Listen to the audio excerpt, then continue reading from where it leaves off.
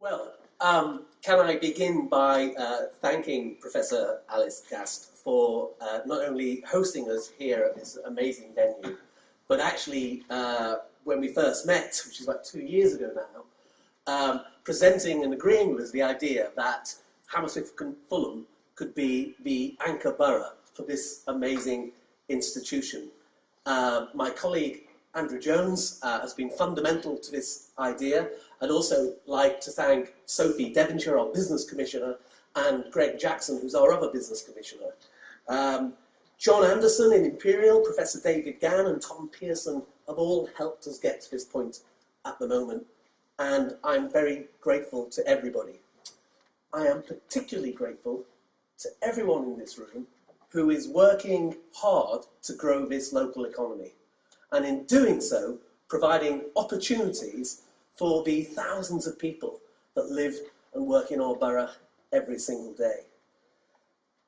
For too long, though, too many people, when we've talked about economic growth, have known it doesn't refer to them. Too many people have had their nose squashed up against the window as growth has meant opportunity and wealth for others. And that is not only wrong, it is unsustainable in a vibrant democracy. So how do we fix it? Well, we're ambitious here in Hammersmith and Fulham. We don't just want opportunity for those people. We want to provide the single best opportunity anywhere in Europe. When I say Europe, I mean the European Union, because I'm not giving up on that project just yet. Thank you for the applause for that. I can see beginnings of a campaign here. Just over here, as Alice mentioned, is Grenfell Tower. And whilst we have some of the greatest levels of wealth in Hammersmith and Fulham, we also have some of the highest levels of poverty. So how do we get an economy that works for everyone, as our industrial plan says it might? Well, we think we have the chance to be the very best place for those opportunities. How do we get the next Martha Lane Fox to come from Hammersmith and Fulham? Or the next Steve Jobs?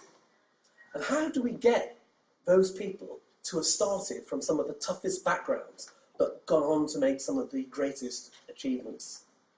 Now, these are the questions that anyone who reflects on the future has to answer. And we do it at a time when our national government is working on other issues. Now, why do we think we can be the best place for business in Europe? Well, let's look at some of the basics, should we? Firstly, look at where we're situated. And if you want to look, you've got no view better than what we have in the iHub. We're halfway between Heathrow and the city and the West End. We have 14 tube stations. We have 2 motorways. And just to the north, which I think is there, we're building Europe's biggest train station. And around that, a new city neighbourhood that will take place in the next 10 to 20 years. Now, all of those things would give us the chance at that pitch. But let's add in a few other factors too. Firstly, we have a heritage of media like no one else.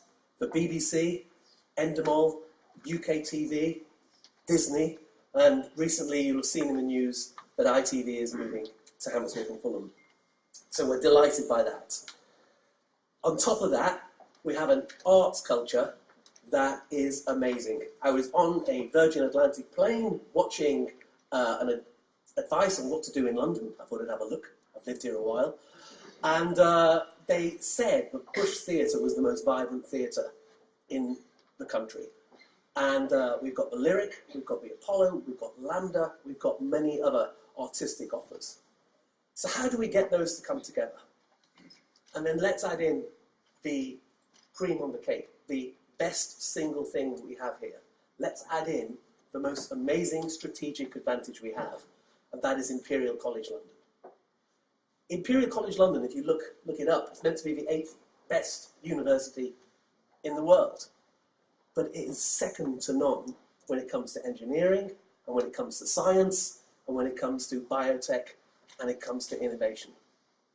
Now think about that, and look what else happens around the world. Look at how the Germans create an eco-structure, an eco-system around their cities, where they're producing cars or they're producing anything. The whole system works to support that. Look at Cambridge, Massachusetts, which has become one of the hot centres of new technologies. Stanford, California, which is surrounded by some of the latest in tech. We have an opportunity to do that here with our new partners and friends in Imperial, and that's precisely what we're going to do. We are going to set about this new partnership, building that infrastructure and ecosystem. And that will mean that we find affordable, flexible office space for people who want startups. That will mean that we have a single one-step shop. So when people are in business or want to set up a business or want to bring a business to Hammersmith and Fulham, we make it easy and cut through the red tape. It will mean taking kids from the toughest backgrounds and teaching them from kindergarten some of the latest skills. Think about the piece of mesh Alice just talked about. We took out in Britain about 50 patents after that was invented. In China, it's over 200.